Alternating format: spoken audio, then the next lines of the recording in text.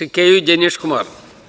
Sir, ആദരണീയനായ മുൻ ധനകാര്യ വകുപ്പ് മന്ത്രി അവതരിപ്പിച്ച ബഡ്ജറ്റിൽ ശബരിമലയ്ക്ക് അടിസ്ഥാന സൗകര്യങ്ങൾ ഒരുക്കുന്നതിന് വേണ്ടി 30 കോടിയും ക്ലീൻ പമ്പ പദ്ധതിക്ക് 30 കോടി രൂപയും അനുബന്ധ റോഡുകളുടെ വികസനത്തിന് വേണ്ടി 15 കോടി രൂപയും അനുവദിച്ചിരുന്നു. പക്ഷേ ഈ ബഡ്ജറ്റിൽ ഞാൻ നോക്കിയിട്ട് അങ്ങനെ ഒരു തുക കാണുന്നില്ല. ശബരിമല തീർത്ഥാടകരുടെ സൗകര്യങ്ങൾ വരും വർഷങ്ങളിൽ മുൻകൂട്ടി കണ്ട് ഇടത്താവളങ്ങളിൽ അടിസ്ഥാന സൗകര്യങ്ങൾ വർദ്ധിപ്പിക്കുന്നതിനായി നടപ്പ് വർഷം ബഡ്ജറ്റിൽ തുക വല്ലതും വകയിരുത്തിയിട്ടുണ്ടോ? ഉണ്ടെങ്കിൽ എത്രയാണെന്ന് വിശദീകരിക്കാമോ?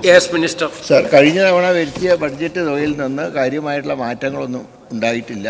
ആ ദേവസ്വം ബോർഡുകൾക്ക് അനുവദിച്ച ബഡ്ജറ്റ് തുക ഇപ്പോഴും നിലനിൽക്കുന്നുണ്ട്. Second question. സർ, ശബരിമല സ്വർണ്ണപ്പാളി കേസിൽ പ്രതിയുടെ അഭിഭാഷകനായ അഡ്വക്കേറ്റ് KB പ്രദീപിനെ ദേവസ്വം വകുപ്പിൻ്റെ അഭിഭാഷകനായി നിയമിച്ചിരുന്നു. നിയമനം അഡ്വക്കേറ്റ് ജനറലിൻ്റെ ശുപാർശ അടിസ്ഥാനത്തിലായിരുന്നു. അങ്ങയുടെയോ ദേവസ്വം ബോർഡിൻ്റെയോ ശുപാർശ ഈ കാര്യത്തിൽ ഉണ്ടായിരുന്നു? മിനിസ്റ്റർ. ഇങ്ങനെ ഒരു അഡ്വക്കേറ്റിനെ വെച്ചതായി ആരോപണം വന്നപ്പോൾ സാർ, ഈ നിയമിക്കപ്പെട്ട വക്കീലൊക്കെ വളരെ ഫേമസ് ആയിട്ടുള്ളൊരു അധ്യാപകനായിരുന്നു, ഒരു വക്കീലായിരുന്നു.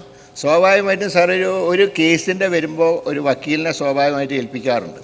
സാധാരണ സാർ, ക്രിമിനൽ കേസുകളിലെ വക്കീൽമാർ പലരും പല കേസുകളിലും കേസ് ഏറ്റെടുത്തിട്ടുണ്ടാവും. പക്ഷേ ഒരു പർട്ടിക്കുലർ കേസ് അന്വേഷിക്കാൻ ചുമതലപ്പെടുത്തുമ്പോൾ ആ വക്കീൽ അതിനോട് നീതി പുലർത്തുമെന്നുള്ളത് കൊണ്ടാണ് ഈ നിയമനം സർക്കാർ നടത്തിയതെങ്കിലും വിവാദമായ സ്ഥിതിക്ക് അദ്ദേഹം സ്വയം രാജിവെച്ചു പോയി.